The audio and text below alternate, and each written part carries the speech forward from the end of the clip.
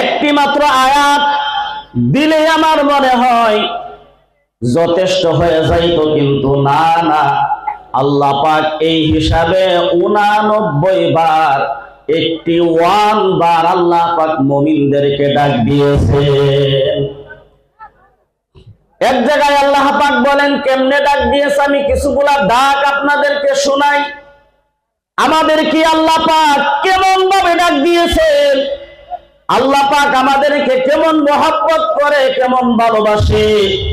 আল্লাহ পাক আমাদেরকে পাগলের মতন পাগল বলে, গোলাম বলে, চিফ গেস্ট বলে, মেহমান বলে, বন্ধু বলে আল্লাহ পাক কেমনে কোরআনে কারীমের মাধ্যমে 89 বার ডাক দিয়েছেন। আল্লাহ তাআলা বলেন, ইয়া আইয়ুহাল ইনসানু মা গাররাকা বিরাব্বিকাল কারীম। বন্ধুগণ, 30 নাম্বার পারার মাধ্যমে আল্লাহ তাআলা বলতেছেন, ইয়া আইয়ুহাল ইনসান, হে মানুষ, মা গাররাকা বিরাব্বিকাল কারীম, আমি আল্লাহ পাক তোমাদেরকে এত সুন্দর করে বানাইলাম, তোমার চেহারাটা অত সুন্দর করে বানাইলাম, দুইটা হাত তোমাদেরকে এত সুন্দর ভাবে দিলাম। আমি আল্লাহ পাক যে সুন্দর দুনিয়াকে বানাইছি, আমি আল্লাহ পাক যে সুন্দর দুনিয়ার মাধ্যমে সুন্দর একজন নবী বানায়া পাঠাইলাম, মানুষ পাগল হয়ে গেল। এত সুন্দর সুন্দর জিনিস আমি আল্লাহ পাক বানাইছি, তাহলে আমি আল্লাহ কত সুন্দর। বান্দা এমন সুন্দর রবকে ছেড়ে দিয়া দুনিয়ার মাধ্যমে তোমরা কোন দুনিয়ার মাধ্যমে ঘোরাফেরা করতেছো, কোথায় যাইতেছো? আমি আল্লাহকে ছাড়া, আমি আল্লাহ তাআলাকে ছেড়ে তোমরা কোথায় রওনা হয়ে গেছো? দুনিয়ার মহব্বতের মাধ্যমে পরে কোথায় রওনা হয়ে গেছো, পাগল হয়ে গেছো। বন্ধুগণ, আল্লাহ পাক এই আয়াতের মাধ্যমে ঈমানদারদেরকেও সতর্ক করেছেন। সুবহানাল্লাহ। অন্য আয়াতের মধ্যে আল্লাহ তাআলা বলেন, ইয়া আইয়ুহাল্লাযীনা আমানু ইন্নামাল খামরু ওয়াল মাইসির ওয়াল আনসাবু ওয়াল আসলামু রিজসুম মিন আমালিশ শাইতান। একটু জোরে জোরে বলুন আল্লাহু আকবার, নারে তাকবীর। বন্ধুগণ, তার কারণে কোরআনে কারীম তিলাওয়াত করেছি।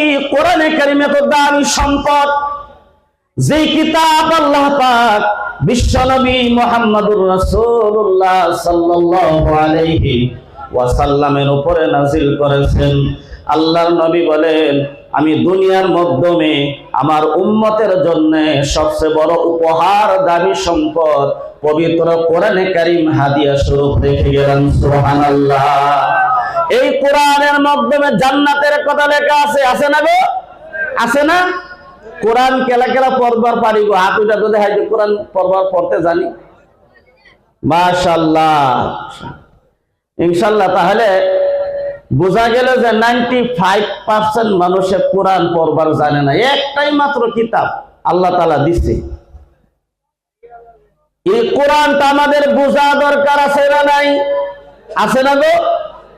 আল্লাহ তাআলা বলেন, আমি এমন একটা দামি সম্পদ, আমি এমন দামি সম্পদকে এমন ভালোবাসার মানুষের উপরে আমি আল্লাহ পাক নাযিল করেছি। আমি আল্লাহ পাক যার কারণে এই সকল দুনিয়াটাই আমি আল্লাহ পাক সৃষ্টি করেছি। সুবহানাল্লাহ। রাহমাতুল লিল আলামিন নবী, রাহমাতুল লিল আলামিন নবী, কোরআনে প্রমাণ। আশিকে বিনে কে বুঝিবে আমার দয়ার নবীর শান। সুরেখার কথা ঠিক কিনা? নবীর প্রেম যারা, নবীকে যারা মহব্বত করে, নবীর সাথে যাদের ভালোবাসার সম্পর্ক আছে, তারাই বুঝতে পারে কেমন একজন মানুষ আল্লাহ পাক দুনিয়ার মধ্যে পাঠাইছে। আল্লাহ তাআলা বলেন, এত দামি সম্পদ আমি বিশ্ব নবীর উপরে নাযিল করেছি। এই কিতাব আল্লাহর নবী সাল্লাল্লাহু আলাইহি ওয়াসাল্লাম উম্মতদেরকে উপহার দিয়ে গিয়েছেন, বলেছেন যদি কোরআনে কারীমের আয়াতগুলো তিলাওয়াত করা হয় বান্দার সম্মুখে, প্রত্যেকটি হরফের বিনিময়ে আল্লাহ পাক বান্দার আমলনামায় 10টি করে নেকি দান করে। সুবহানাল্লাহ। শুধু তাই নয়, কোরআনে কারীম চোখ দিয়া তাকায় দেখলে সওয়াব, কোরআনে কারীমকে চুমা খাইলে সওয়াব, কোরআন যে জায়গার মাধ্যমে আছে ওই জায়গাকে ভালোবাসা দেওয়া সওয়াব। বন্ধুগণ, এই কোরআনে কারীমের মাধ্যমে 29 নম্বর পারার মাধ্যমে একটি সূরা আল্লাহ পাক দিয়েছে, সূরা মুলক। তাবারাকাল্লাযী বিয়াদিহিল মুলকু ওয়া হুয়া আলা কুল্লি শাইইন কাদির। বন্ধুগণ, এই সূরার ফজিলত এত বেশি, এত বেশি, এত বেশি। আল্লাহর নবী সাল্লাল্লাহু আলাইহি ওয়াসাল্লাম বলেন, যে ব্যক্তি প্রত্যেকদিন সূরা মুলক তিলাওয়াত করে ঘুমাইতে পারে, এই রাত্র যদি মারা যায় তাহলে সরাসরি জান্নাতের মাধ্যমে চলে যাবে। সুবহানাল্লাহ।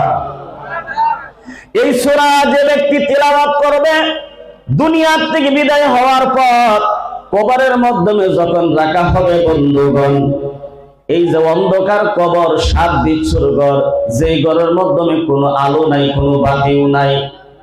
আমার আব্বা গেল ওই কবরের মাধ্যমে, বাবা গেল, মা গেল, ভাই গেল। বন্ধুগণ, আমরা সবাই তাদেরকে আমাদের সম্মুখে কবরের মাধ্যমে রাইখা আসছি। একটু চিন্তা করি, এই যে এই জায়গার মাধ্যমে যদি লাইট আলো না থাকে, কেউ বসে থাকবে না অন্ধকারে, কিন্তু আমার আব্বা অন্ধকার কবরের মাধ্যমে শুয়ে রয়েছে। জানেন কি হালাতের মাধ্যমে রয়েছে? কেউ কোনো খবর আছে গো? কেউ বলতে পারে যে আব্বা এই প্রচন্ড রোদের মাধ্যমে কাজ করে, মানুষের গালাগালি শুই না, ক্ষেত খামারের মাধ্যমে কাজ করে, টাকা পয়সা জোগাড় করে সন্তানের পেটের মাধ্যমে এক মুষ্টি ভাত দিয়েছে। বন্ধুগণ, এমন সময় হয়েছে বাবা ক্ষেত খামারের মাধ্যমে কাজ করতে গিয়া, অনেক বাবা আছে কাজ করতে গিয়া ক্ষেতের কাজ শেষ হয় না, গরমে হাত স্ট্রোক হয়ে দুনিয়া থেকে বিদায় হয়েছে।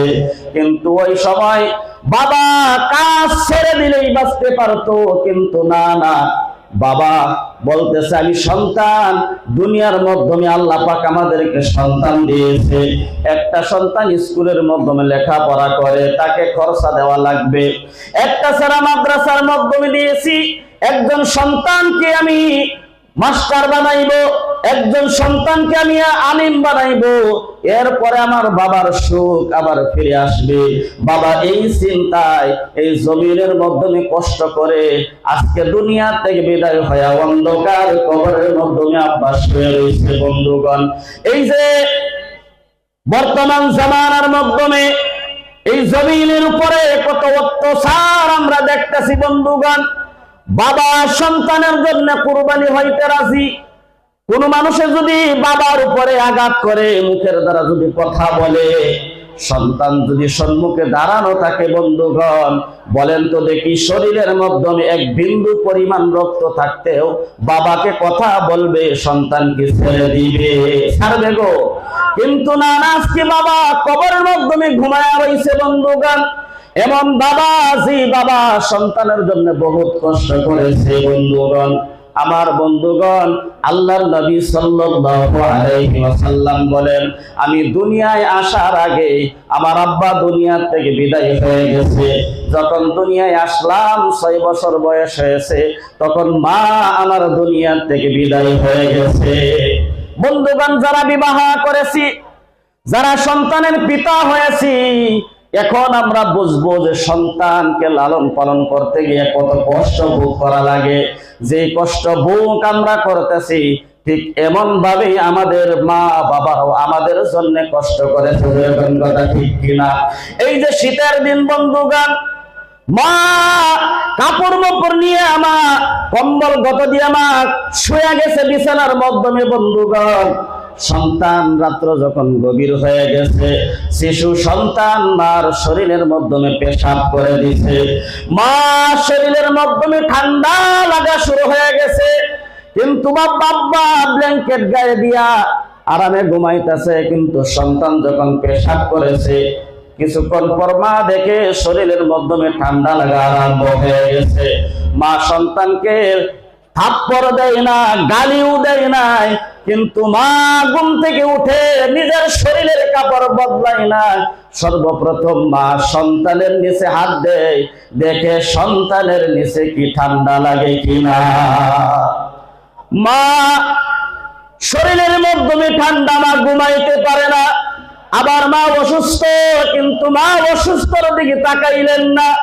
সর্বপ্রথম মা সন্তানের নিচে হাত দিয়া দেখলেন সন্তান কি ঠান্ডার মাধ্যমে ঘুমাইতেছে নাকি। এইভাবে কত রাত মা এই যে ঠান্ডার যুগে মা পার করে সন্তানকে লালন পালন করেছে। বন্ধুগণ, যেই মা 10 মাস 10 দিন সন্তানকে পেটের মাধ্যমে ধারণ করেছে, এই মা সন্তানকে পেটে নিয়ে কত কষ্ট করেছে। বন্ধুগণ, ইতিহাসের মাধ্যমে মার খিদমত কিতাবের মাধ্যমে পড়লে পাওয়া যায়। আল্লাহর নবী সাল্লাল্লাহু আলাইহি ওয়াসাল্লাম বলেন, এই সন্তানেরা শোনো, তোমার মা বাবা যদি সন্তানের উপরে খুশি, তাহলে তার উপরে আমার আল্লাহও খুশি হয়ে যায়। সুবহানাল্লাহ।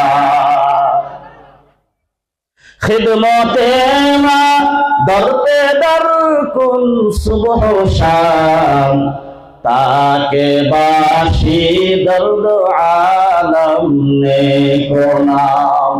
খিদমতে মা দর পে দর কুন ইখতিয়ার, তাকে বাসি খিদমতে মা দর পে দর কুন ইখতিয়ার। বন্ধুগণ, আমার আল্লাহ তাআলা আমার মর্যাদা অনেক বৃদ্ধি করেছেন, সেদিকে চাই না। আমার বন্ধুগণ, যে বিশ্ব নবী মুহাম্মদুর রাসূলুল্লাহ সাল্লাল্লাহু আলাইহি ওয়াসাল্লাম আমাদের জন্য এমন একজন মানুষ আল্লাহ পাক দুনিয়ার মাধ্যমে পাঠাইছে। বন্ধুগণ, নবীজি মসজিদে নববীর মাধ্যমে বসা একজন গুনাহগার আয়েশা বলতেছে, হে আল্লাহর রাসূল, আমি অনেক গুনাহ করেছি, এখন আমি তওবা করতে চাই। অনেক গুনাহ করেছি, কিন্তু মূল সবচেয়ে বড় বড় গুনাহ হলো এমন 4 কিসিমের গুনাহ। কয় কিসিমের? সবচেয়ে বড় বড় 4টা গুনাহ। বন্ধুগণ, এই যে আমি জিজ্ঞাসা করলাম কে কোরআন তিলাওয়াত করতে পারেন, কয়েকজন শুধুমাত্র হাত তুলছে যারা পড়তে পারে। আমার বন্ধুগণ, কোরআন এমন একটি দামি সম্পদ, এই কোরআন যদি কোরআনের উপরে কেউ আমল করে, কোরআনের সাথে মহাব্বত লাগায় যদি কেউ কবরে যাইতে পারে, এই কোরআন কবরের মাধ্যমে একমাত্র তার সিকিউরিটি হিসাবে দায়িত্ব পালন করবে। সুবহানাল্লাহ। কবরে যদি আযাব হয়, ফিরানোর মতন কেউ আছে গো? আছে? নাই। কিন্তু কোরআন দায়িত্ব নিয়েছে। কোরআনে কারীমের মাধ্যমে আল্লাহ তাআলা বলেন, ইন্না নাহনু নাযালনা যিকরা ওয়া ইন্না লাহু লাহাফিজুন। এই কোরআন আমি আল্লাহ পাক নাজিল করেছি, এই কোরআনের হিফাজতের জিম্মা আমি আল্লাহ পাক, আর এই কোরআনের মধ্যে যারা চলবে তাদেরকেও হিফাজত আমি আল্লাহ পাক করব। সুবহানাল্লাহ। গুনাহগার আয়েশা বলতেছে, নবী হে, বন্ধুগণ দেখেন আমাদেরকে কত ভালোবাসে, আর নবী যে মেডিসিন গুলো আমাদেরকে দিয়ে গেছেন, কোন একটা মেডিসিনের উপর যদি আমরা আমল করতে পারি তাহলে আমাদের জীবন ধন্য হয়ে যায়। বন্ধুগণ, আল্লাহর নবী সাল্লাল্লাহু আলাইহি ওয়াসাল্লামের কাছে গুনাহগার আয়েশা বলতেছে, ইয়া রাসূলুল্লাহ, আমার 4টা গুনাহ সবচেয়ে বড় বড় গুনাহ। বলে, বলো তোমার কোন 4টা বড় গুনাহ? বলতেছে, নবী হে, আমি একেবারে সমস্ত গুনাহ ছাড়তে পারবো না, আস্তে আস্তে আস্তে করে অল্প অল্প করে আমি গুনাহগুলো ছাড়তে পারবো। যদি এইভাবে হয় তাহলে আমি এখনই তওবা করে মুসলমান হয়ে যাইব। বন্ধুগণ, আল্লাহর নবী বলতেছেন, হে ভাই শোনো, তোমার সমস্ত গুনাহ একবারে ছাড়তে হবে না, তুমি অল্প অল্প করে গুনাহগুলো ছাড়ো, তাহলে তোমার মূল গুনাহটা বলো কয়টা গুনাহ? বলে 4টা। বলে বলো কোন কোন গুনাহটা তুমি সবচেয়ে বড় গুনাহ বইলা ভাবো? বলতেছে 1 নাম্বার গুনাহ হলো আমি কথায় কথায় মিথ্যা কথা বলি। 2 নাম্বার হলো আমি বড় বড় বিল্ডিং ওয়ালা বাড়ির মাধ্যমে ধন সম্পদওয়ালা মানুষের বাড়িতে আমি চুরি করি। 3 নাম্বার হলো আমি জিনা করি। 4 নাম্বার হলো আমি সব সময় নেশাগ্রস্ত হয়ে থাকি। বন্ধুগণ, মূল বিষয়টা আমি বুঝাইবার চাইতেছি আপনাদের। 4টা গুনাহ আল্লাহর নবী বলেন, হে আমার ভাই শোনো, সমস্ত গুনাহ তোমার ছাড়তে হবে না। আজকের থেকে আমার কাছে ওয়াদা করো, আমি শুধুমাত্র একটি গুনাহ তোমাকে ছাড়তে বলবো। বলে ইয়া রাসূলুল্লাহ, একটি গুনাহ যদি ছাড়তে হয় তাহলে আমি এখনই মুসলমান হয়ে যাইব। বলতেছে তুমি একটি গুনাহ আজকে থেকে ছেড়ে দিবা, মৃত্যু পর্যন্ত তুমি গুনাহর আশেপাশে যাইও না। বলতেছেন ইয়া রাসূলুল্লাহ বলেন। আল্লাহর নবী বলেন তুমি আগে তওবা করো। তওবা করাইলেন, বললেন ওয়াদা করো আজকে থেকে আমি যে গুনাহ ছাড়তে বলবো এই গুনাহ আর তুমি কোনোদিন করবা না। বললেন নবী, হে আপনার কথা, আপনার সুন্দর চেহারা, আপনার জুবানের কথা আমি বললাম আমি আজকে থেকে গুনাহগুলো করব না। বলতেছেন তুমি আজকে থেকে জীবনেও কোনোদিন তুমি আর মিথ্যা কথা বলিও না। বন্ধুগণ, হাদিসের মাধ্যমে আছে আল্লাহর নবী বলেন যে ব্যক্তি জুবানের হিফাজত, যে ব্যক্তি এই গ্যারান্টি দিতে পারবো আমি জুবানের হিফাজত করব, এই জুবান দিয়া কোনোদিন মিথ্যা কথা বলবো না, জুবান দিয়া কোনোদিন গালিও দিব না। এই জুবান আল্লাহ পাক দিয়েছে কোরআন তেলাওয়াত করার কারণে, এই জুবান আল্লাহ পাক দিয়েছে জিকির আজকার করার কারণে, এই জুবান আল্লাহ পাক দিয়েছে আম্মা বলে ডাক দেওয়ার কারণে, এই জুবান আল্লাহ পাক দিয়েছে আব্বা বলে ডাক দেই। বন্ধুগণ, যারা আল্লাহ পাক জুবান দিয়েছে কিন্তু কথা বলতে পারে না, তার কানের মাধ্যমে জিজ্ঞাসা করুন যে ভাই আল্লাহ পাক তোমাকে জুবান দিয়েছে, তুমি কথা বলতে পারো না। যার জুবান আছে কিন্তু কথা বলতে পারে না, সে বুঝে আর সে জানে আল্লাহ পাক এটা কত বড় দামি সম্পদ দিয়েছে।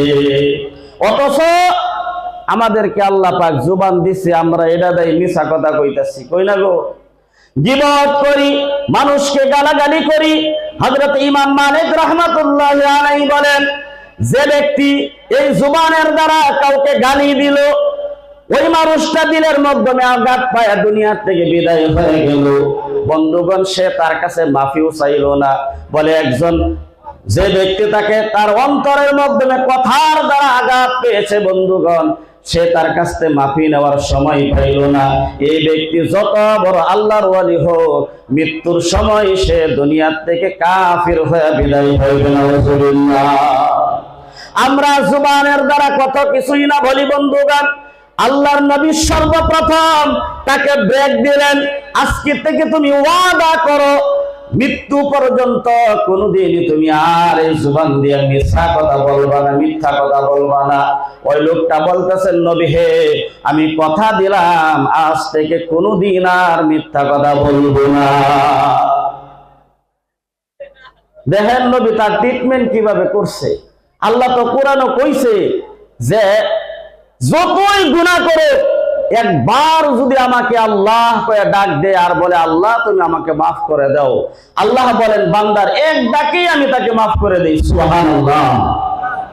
আল্লাহ যদি 300 বছর গুনাহ করনেওয়ালা ব্যক্তিকে মাফ করতে পারে, তাহলে আল্লাহ তাআলা আমরা যে 60-70 বছর বয়স পাইছি আমাদেরকে আল্লাহ পাক ক্ষমা করবে না গো? আজকে আমরা এখান থেকে ইনশাআল্লাহ তওবা করে ক্ষমা নিয়ে নিষ্পাপ হয়ে বাড়িতে যাইব ইনশাআল্লাহ। বন্ধুগণ, একজন ব্যক্তির হায়াত আল্লাহ তাআলা 300 বছর দিয়েছিল। ওই ব্যক্তি ছিল হিন্দু মানুষ, মূর্তি বানায়া ওই মূর্তিকে সম্মুখে রাইখা মূর্তির পূজা করত, বলতো ইয়া সানাম ইয়া সানাম। আরবিদা সানামুন অর্থ হলো মূর্তি। বন্ধুগণ, শুধুমাত্র একটাই শব্দ বলতো ইয়া সানাম ইয়া সানাম। আর যত দামি দামি বস্তু বাজার থেকে কিনাই না তার সম্মুখে রাখতো। ভালো ভালো ফলগুলো মাকে খাইতে দেয় নাই, বাবাকে খাইতে দেয় নাই, প্রত্যেক দিন মূর্তির সম্মুখে আইনা হাজির করতো। যখন সে মূর্তির ইবাদত কইরা ঘরের মাধ্যমে যাইতো, ওই ভালো ভালো খানাগুলো কুত্তায় খাইতো, কিন্তু মা বাপ খাইতে পারত না। 300 বছর এইভাবে শুধুমাত্র মূর্তির পূজা করেছে বন্ধুগণ। যখন 300 বছর পার হয়ে গেছে, হঠাৎ করে একদিন তার ক্লান্ত শুরু হয়ে গেছে, তার ঘুম আইসা গেছে। ওই ঘুমের মাধ্যম থেকে বলতেছেন, ইয়া রহমান ইয়া রহমান। আল্লাহ তাআলা বলতেছেন, ফেরেশতা সাক্ষী হয়ে যাও, যে মানুষটা 300 বছর আমার নাফরমানি করেছে, শিরিক করেছে, আমাকে ডাক দেয় নাই, আজকে ক্লান্তিত হইয়া, আজকে ঘুমের হালতের মাধ্যমে হইয়া আমাকে একবার আল্লাহ বলে ডাক দিয়েছে, আমি আল্লাহ পাক তার জীবনের 300 বছরের গুনাহ মাফ করে দিয়েছি। সুবহানাল্লাহ। শুধুমাত্র একবার ডাক দিয়েছে। আল্লাহর নবী আরেকটি হাদিসের মাধ্যমে বলেন, আমি কিছু আমল করার জন্য আপনাদেরকে হাতিয়ার দিতেছি বন্ধুগণ।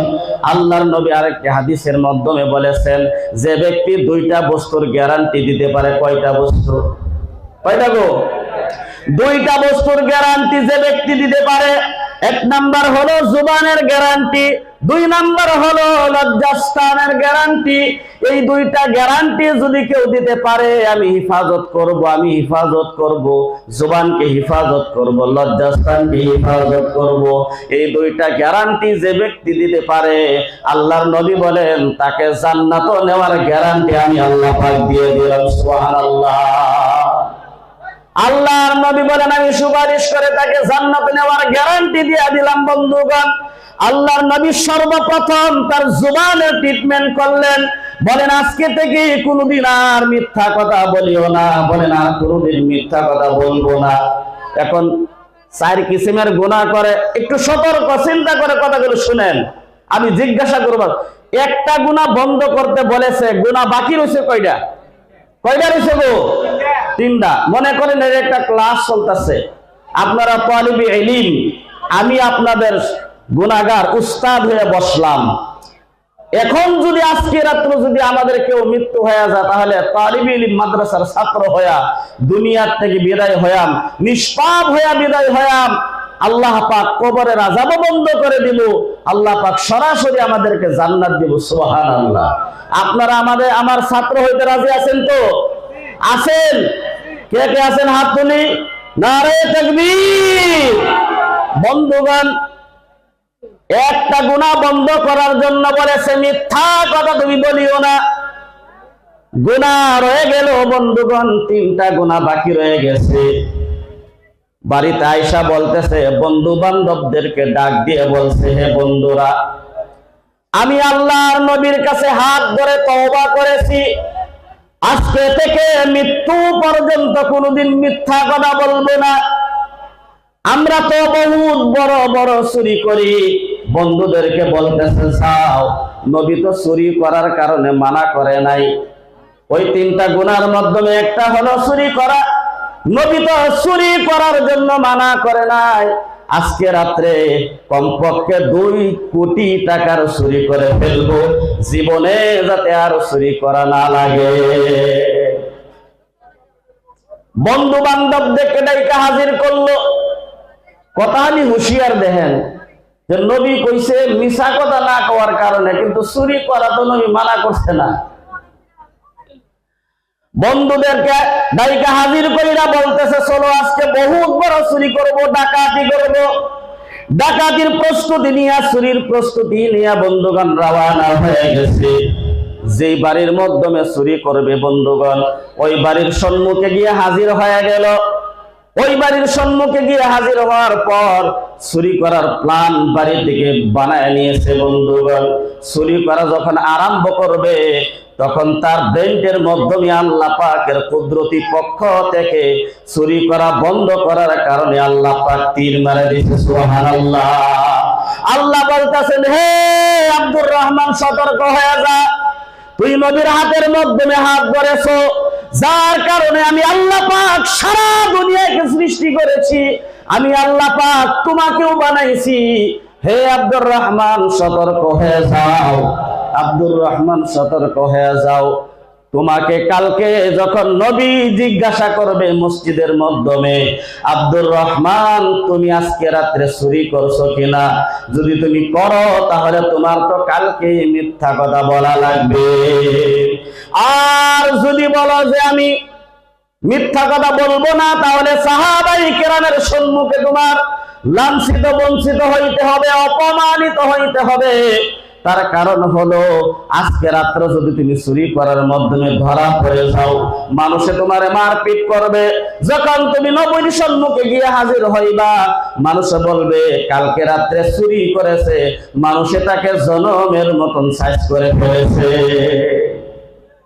ওই লোকটা হুঁশের মাধ্যমে এসে গেছে। বন্ধুগান, ভাই বন্ধুদেরকে বলতেছেন, হে ভাই শুনো, অনেকদিন চুরি করেছি, আজকে থেকে আর মৃত্যু পর্যন্ত কোনোদিন চুরি করা যাবে না।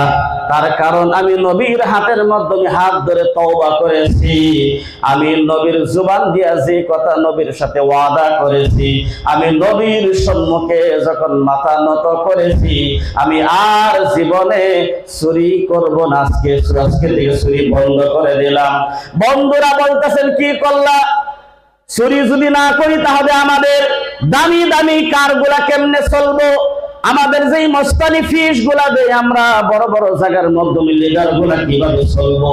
তুমি কেন নবীর হাতের মাধ্যমে হাত ধরলা? যুবক বলতেছে, না না না না, আজকে থেকে আর কোনোদিন চুরি করা যাবে না। বাড়ির মাধ্যমে রওনা হয়ে গেছে। বলেন সুবহানাল্লাহ। চুরি করা প্রস্তুত, কিন্তু মিথ্যা কথা বলার কারণে কালকেই তো মিথ্যা কথা বলা লাগবো, এই অনুভব করে আবার ফিরে আসলো। নবী ইনজেকশন দিয়েছেন কয়টা গো? কয়টা ইনজেকশন দিছে? শুধুমাত্র একটা ইনজেকশন দিয়েছে। আল্লাহর নবী শুধু বলছে জুবানটাকে হিফাজত করো, মিথ্যা কথা বলিও না, মৃত্যু পর্যন্ত মিথ্যা কথা বলিও না। বন্ধুগণ, চুরি থেকে বাইসা গেলেন। এবার বাড়ির মাধ্যমে আইসা বড় বড় করে ফাংশন সাজাইছে, আর বিভিন্ন চিফ গেস্টদেরকে তাদেরকে ডাকছে, বড় বড় মানুষদেরকে দাওয়াত করেছে, বাড়ির মাধ্যমে ফাংশনের মাধ্যমে দাওয়াত করেছে। বন্ধুগণ বলতেছে, দামি কোম্পানির থেকে দামি দামি মদ নিয়ে আসো, শরাব নিয়ে আসো। তার কারণ আজকে শেষবারের মতন শরাব পান করব, আর কোনোদিন মৃত্যু পর্যন্ত শরাব পান করা যাবে না। আজকে জনমের মতন শরাব পান করে নাও। বহুত বড় করে মিটিং ডাকলেন, বড় ফাংশন ডাকলেন, নাচানাচি, হানাহানি, গালাগানি, ডান্স শুরু হয়ে গেছে। মদের বোতলগুলো তার হাতের মাধ্যমে দামি দামি মদের বোতলগুলো দেওয়া হয়েছে। বন্ধুগণ, তার হাতের মাধ্যমে একটি বড় মদের বোতল। বন্ধুগণ, যখন শরাব পান করবে মুখের মাধ্যমে নিছে। আল্লাহ বলতেছেন, হে আব্দুর রহমান, সতর্ক হও, যে মুখ দিয়া নবীর নাম নিয়েছো, যে জুবান দিয়া নবীর সাথে তওবা করেছো, এই মুখের মাধ্যমে তুমি শরাব দিবা। কালকে যদি নবী ডাক দিয়া জিগায়, হে আব্দুর রহমান, বলো বলো নিশা আজকে রাত্রে করছো কিনা, তাহলে তো তোমার কালকেই মিথ্যা কথা বলা লাগবে। ব্রেন্টের মাধ্যমে হতাশা সৃষ্টি হয়ে গেছে, আর বলতেছে, বন্ধুরা সকলেই মদের বোতল হাত থেকে মাটির মাধ্যমে ফালায় দাও। সুবহানাল্লাহ। হাত থেকে মাটির মদের বোতল গুলা জমিনের মাধ্যমে ফালায় দাও, কোনদিন মদ পান করবো না। আমার বন্ধুগণ, একটা ইনজেকশন দিয়েছে, 3টা গুনাহ তার বাকি রয়ে গেছেন। এখন ওই 3টার মাধ্যমে থেকে এখন মৃত্যু পর্যন্ত মদ পান করবো না, সকলকে নিয়ে সে তওবা করে ফেলেছে। আমার বন্ধুগণ, সর্বশেষ নবী বলছিল শুধু মিথ্যা কথা বলিও না। যুবক বলতেছে, সে কেমন জিনাকার ছিল। বন্ধুগণ, প্রত্যেক রাত লক্ষাধিক টাকা দিয়ে সুন্দরী রমণীময় যুবতী ভাড়া করে আইনা জিনা করত। বন্ধুগণ, ওই যুগের টাকা লক্ষাধিক টাকা বর্তমান সময়ের মাধ্যমে কোটি কোটি টাকা পরিণত হবে। ওই সময়ের লক্ষাধিক টাকা দিয়া সুন্দরী যুবতীকে ভাড়া করে জিনাহের কাজ করত। এইভাবে প্রত্যেক রাত বন্ধুগণ, তার বয়স ছিল 52 বছরের যুবক। বন্ধুগণ, মৃত্যুর সময় তো হয়ে গিয়েছিল, বেশি দিন বাকি ছিল না। ওই যুবকটা শেষবারের মতন জিনা করার জন্য যখন বাড়ি থেকে রওনা হয়ে গেছে, সুন্দরী সুন্দরী মেয়েগুলা তার কারণে অপেক্ষা থাকতো। আহারে, আজকে যদি আমার ঘরে আসতো তাহলে একদিনের ইনকাম আমি মৃত্যু পর্যন্ত বসে খাইতে পারতাম। অপেক্ষা করতো। অনেক দামি মোটা অঙ্কের মহাজন ছিল তিনি। বাড়ি থেকে রওনা হয়ে গেছে জিনা করার জন্য প্রস্তুত করে। বন্ধুগণ, যেই সুন্দরী রমণীময় মহিলার সাথে আজকে তার রাত্রে জিনা হবে, ওই বাড়ির সম্মুখে গিয়া যখন দেখে ওই সুন্দরী নারী মহিলা ঘরের গেটের মধ্যে দাঁড়ানো। বন্ধুগণ, দূর থেকে দেখে যখন ঘরের মাধ্যমে প্রবেশ করবে, আল্লাহ বলতেছেন, হে আব্দুর রহমান, শোনো, কালকে যদি তোমাকে নবী জিগায় যে তুমি আজকে রাত্রে জিনাহের কাজ করছো কি, তুমি যদি কইরা থাকো তাহলে কালকে নবীর সম্মুখে তোমার মিথ্যা কথা বলা লাগবে। যুবক হুশের মাধ্যমে এসে গেছেন, আর ওই সুন্দরী মহিলার সম্মুখে বলতেছেন, হে মহিলা, তুমি সাক্ষ্য হয়ে যাও, তোমাকে আমি সাক্ষ্য রাইখা বলতেছি, আজকে থেকে মৃত্যু পর্যন্ত আর কোনো দিনই আমি জিনাহের কাজ করব না। সুন্দরী মহিলা বলতেছে, কেন? আজকে তো আমার বাড়ি ছিল, তোমাকে দিয়ে আমি আজকে কিছু টাকা পয়সা ইনকাম করব, কিন্তু আজকে তুমি কেন বলতেছো জিনা করবা না? বলে, আমি এমন একজন ব্যক্তির হাতের মাধ্যমে হাত লাগাইছি, আল্লাহ পাক যার কারণে এই সারা দুনিয়াকে সৃষ্টি করেছে। ওই যে বড় বড় 4টা গুনাহ করনেওয়ালা জিনাহের কাছ থেকে ফিরে আয়েশা বাড়ির মাধ্যমে ফিরে গেলেন। বন্ধুগণ, ফজরের নামাজের সময় হয়ে গেছে। যুবক গোসল করে ভালোভাবে পবিত্রতা গ্রহণ করে পবিত্র অর্জন করে বাড়ি থেকে রওনা হয়ে গেছে। যেই জায়গার মাধ্যমে নবী নামাজ পড়ায়, বন্ধুগণ, একজন গুনাহগার ছিল। একজন গুনাহগার মানুষ হইয়া গুনাহ থেকে তওবা করে এই দিন ফজরের নামাজের সময় নবীর পিছনে নামাজ পড়ার জন্য প্রস্তুত হয়ে গেছে। সুবহানাল্লাহ। নবী সালাম ফিরানোর বাদ সালাম ফিরাইয়া নবী যুবকের দিকে তাকায়া রইছে।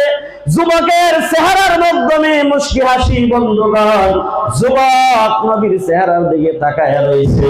আল্লাহর নবী বলতেছেন, যুবকে, তোমাকে শুধুমাত্র একটা চিকিৎসা করেছি, আল্লাহ পাকের পক্ষ থেকে এলান হয়ে গেছে, আল্লাহ রাব্বুল আলামিন তোমাকে সাহাবার মর্যাদা দিয়া, জান্নাতের সার্টিফিকেট দিয়া তোমাকে দুনিয়ার থেকে বিদায় করার এলান করেছে। সুবহানাল্লাহ, নারে তাকবীর। আমার বন্ধুগণ, আমরাই হলাম সেই নবীর উম্মত। আল্লাহর নবী সাল্লাল্লাহু আলাইহি ওয়াসাল্লাম বলেন, মান বানা লিল্লাহি মাসজিদান বানাল্লাহু লাহু বাইতান ফিল জান্নাহ। আল্লাহর নবীর কথা সত্য না মিথ্যা বলেন? নবী আমার সত্য ছিল।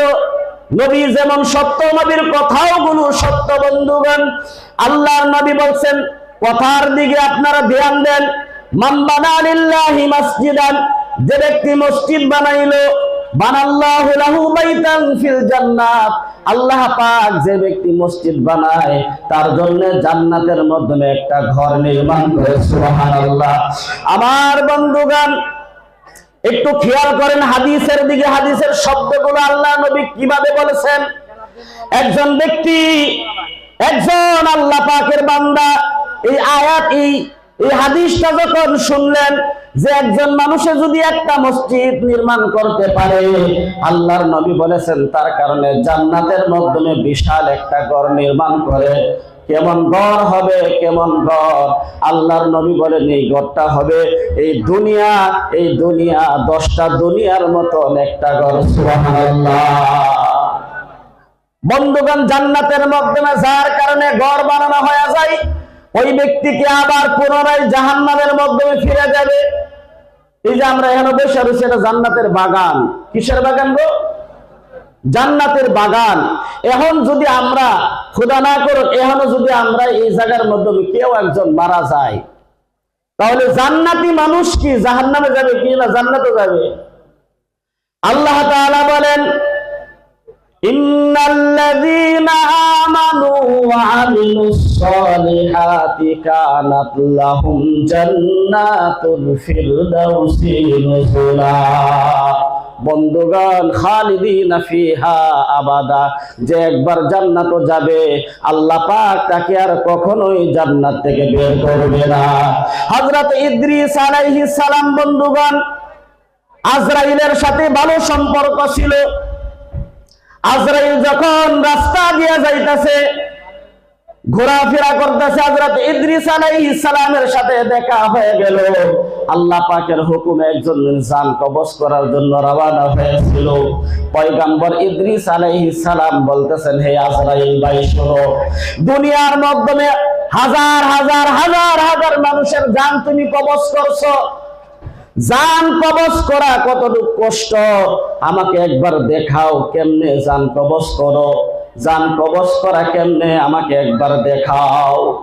আজরাইল বলতেছে, না না, এই কাজ ওই ব্যক্তির উপরে করা যায় যার উপরে আল্লাহ তাআলার হুকুম হয়ে যায়। হযরত ইদ্রিস আলাইহিস সালাম বলতেছেন, তুমি আমার বন্ধু, আমি তোমার বন্ধু, বন্ধু হইয়া তোমার কাছে আবদার জানাইলাম, তুমি যদি আবদার যদি না রাখো তাহলে বন্ধুত্বের মধ্যে ফাটল আসবে। তাহলে বন্ধুত্ব কাকে বলে? আজরাইল আল্লাহর কাছে বলতেছেন, হে আল্লাহ, পয়গম্বর ইদ্রিস এখন কি কথা বলে? পয়গম্বর ইদ্রিস কি বলে? তার তো মৃত্যুর সময় হয় নাই। আল্লাহ তাআলা বলেন, আজরাইল যাও, তোমাকে পারমিশন দিয়ে দিলাম, পয়গম্বর ইদ্রিসের জান তুমি কবজ করে ফেলো। পয়গম্বর ইদ্রিস আলাইহিস সালাম আমরা জানি দুনিয়া থেকে নিজের চাহিদা মোতাবেক বিদায় হয়ে জান্নাতের মধ্যে সরাসরি গিয়েছেন। আল্লাহর নবী সাল্লাল্লাহু আলাইহি ওয়াসাল্লাম হাদিসের মাধ্যমে যেইভাবে দিশা দিয়ে গেছেন, পয়গম্বর ইদ্রিস আলাইহিস সালামের জান কবজ করা হয়ে গেছে। পয়গম্বর ইদ্রিস বলতেছেন, হে আজরাইল ভাই, আমাকে একবার জাহান্নামটা দেখাও আর জান্নাতটা আমাকে একবার দেখাও। লাগছে নি এখন ফেস জান যদি কবজ করছো, এখন তো আমি দুনিয়াতে আর নাই, দুনিয়াতে তো আইসাই গেছি, তা আমার একবার জাহান্নামটা দেখাও, কেমন জাহান্নাম আল্লাহ পাক বানাইছে। সুবহানাল্লাহ ওয়ালহামদুলিল্লাহ লা ইলাহা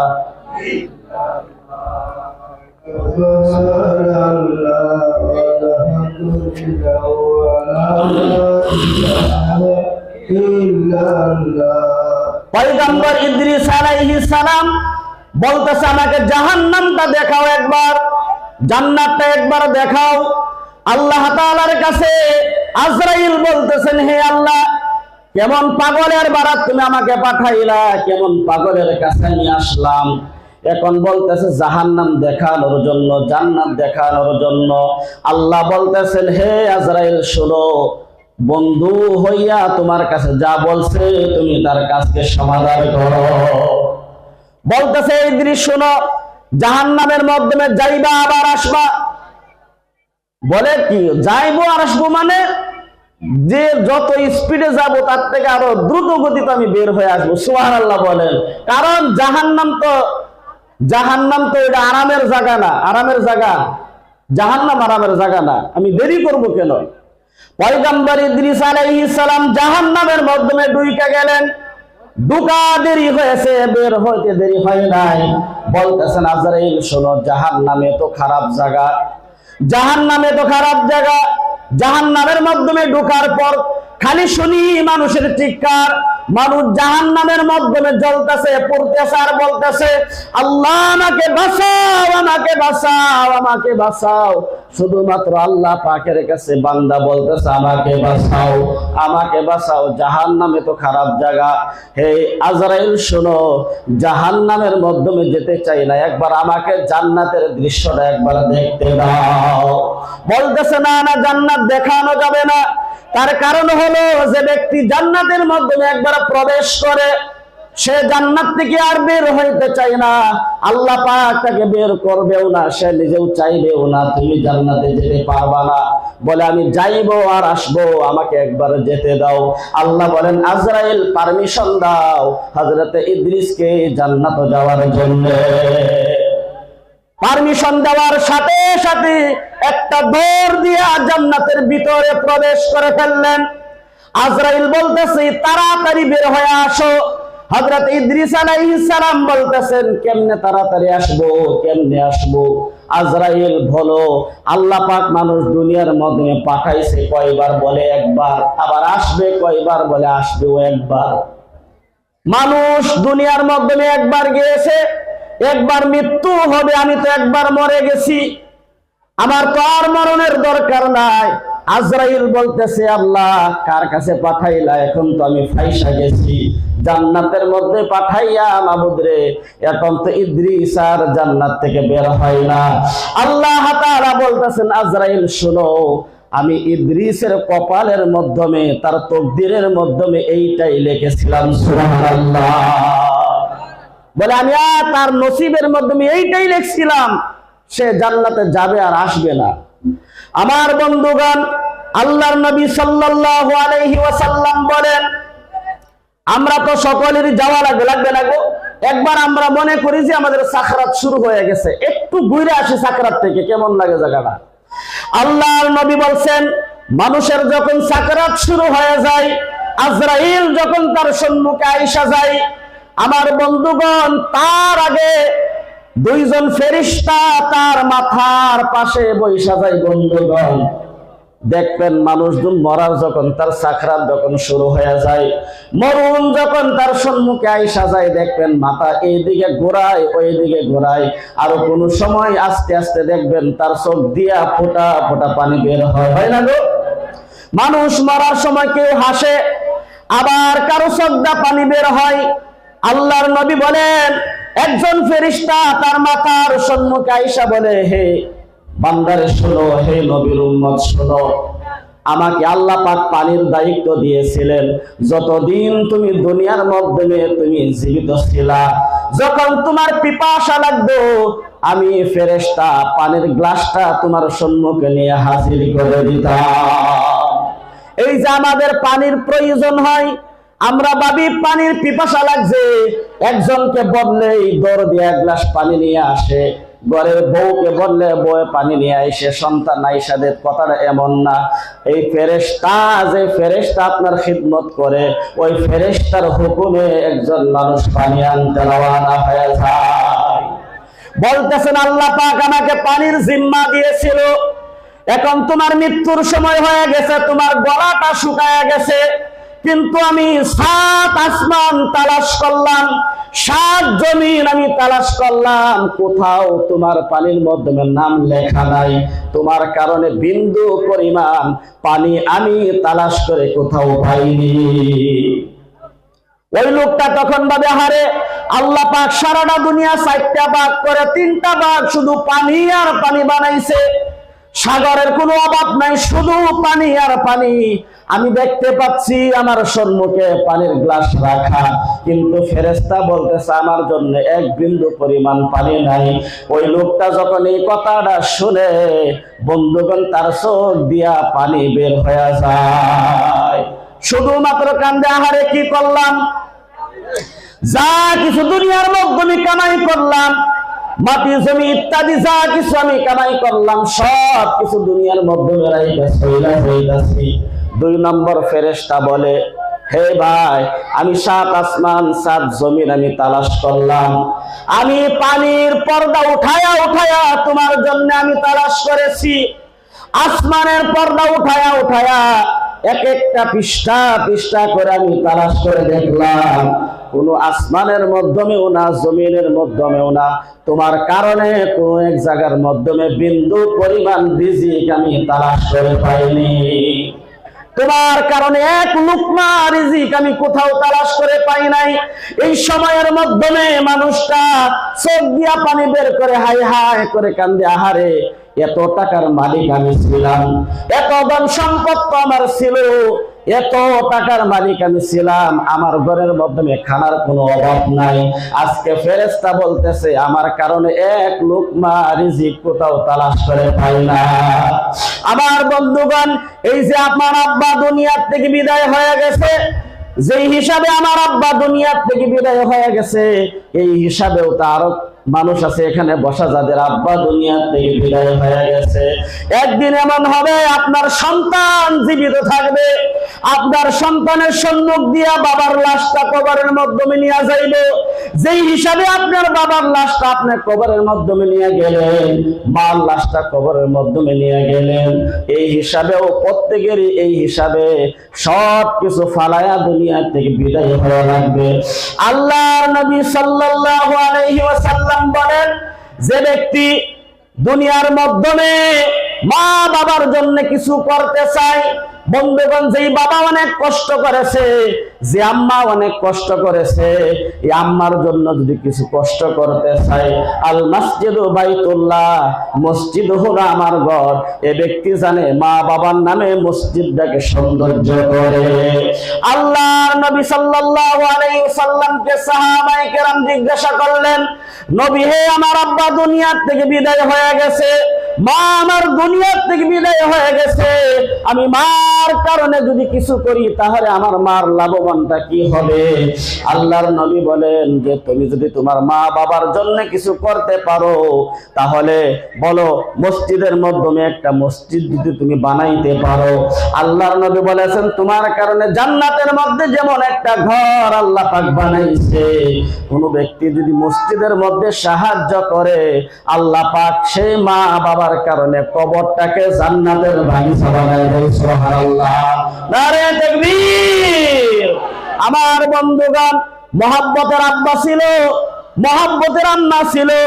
এই জায়গার মাধ্যমে যে মানুষটা বাবার অনেক প্রেমিক ছিল, বাবার কথা মোতাবিক চলতো, বাবাকে মহব্বত করত, মাকে বাসনা করত, আদর করত, মহব্বত করত, যে যুবকটা মার পাগল, যে যুবকটা আব্বার পাগল ছিল, যে রাসূলের সৈনিক, বন্ধুগণ, কিয়ামতের দিন আল্লাহর নবী সাল্লাল্লাহু আলাইহি ওয়াসাল্লাম যদি বলে যে ব্যক্তি আমার হাদিসের উপর আমল করেছে, কিয়ামতের দিন আল্লাহ পাক যদি তাকে নবীর রূহানি সন্তান হিসাবে চিনাক্ত করায় দেয়, বন্ধুগণ, নবীজির রূহানি সন্তান যদি হইতে পারি তাহলে আমাদেরকে কোনো সমস্যা হবে গো? কারণ আমরা নবীর রূহানি সন্তান। আব্বা যদি আজকে দুনিয়ার মাধ্যমে থাকতো তাহলে মসজিদ মাদ্রাসার মাধ্যমে সহযোগিতা করে তারাও তো নবীর রূহানি সন্তান হয়ে যাইত, কিন্তু না, তারা তো বিদায় হয়ে গেছে। এখন সন্তান যারা জীবিত আছে তারা একমাত্র পারে বাবাকে নবীর রূহানি সন্তান বানায়া দিতে পারে, মাকে রূহানি সন্তান বানায়া দিতে পারে। বন্ধুগণ, আল্লাহর নবীর এই হাদিসটা যদি কেউ আমল করতে পারে আর বাস্তবায়ন করতে পারে, মান বানা লিল্লাহি মাসজিদান বানাল্লাহু লাহু বাইতান ফিল জান্নাত, আল্লাহর নবী গ্যারান্টি দিয়েছেন ওই ব্যক্তির নামে আল্লাহ পাক জান্নাতের মধ্যে একটা ঘর নির্মাণ করবে। যারা মার পাগল, বাবার পাগল, আমি দেখব ওই জায়গার মাধ্যমে কে বাবাকে মহব্বত করত, কে মাকে মহব্বত করত। যাদের মা বাবা দুনিয়া থেকে বিদায় হয়ে গেছে, দুইটা হাত তুলে আমরা দেখাই কাদের কাদের মা বাবা দুনিয়া থেকে বিদায় হয়ে গেছে। আমার বাবা দুনিয়া থেকে বিদায় হয়েছে, নারে তাকবীর। আমার বন্ধুগণ, একজন মানুষ উঠা বলেন, হুজুর আমার আব্বা অনেক সম্পদ দুনিয়ার মাধ্যমে রাইখা গেছে, আমার মাও বিদায় হয়ে গেছে, আমার আব্বাও বিদায় হয়ে গেছে, আমি মুসাফির মানুষ। আল্লাহর নবী বলেছেন মুসাফিরের দোয়া কবুল হয়, কোনো সন্দেহ নাই। মা বাবার দোয়া কবুল হয়, কোনো সন্দেহ নাই। মাজলুম ব্যক্তি যদি দোয়া করে ওই দোয়া কবুল হয়, কোনো সন্দেহ নাই।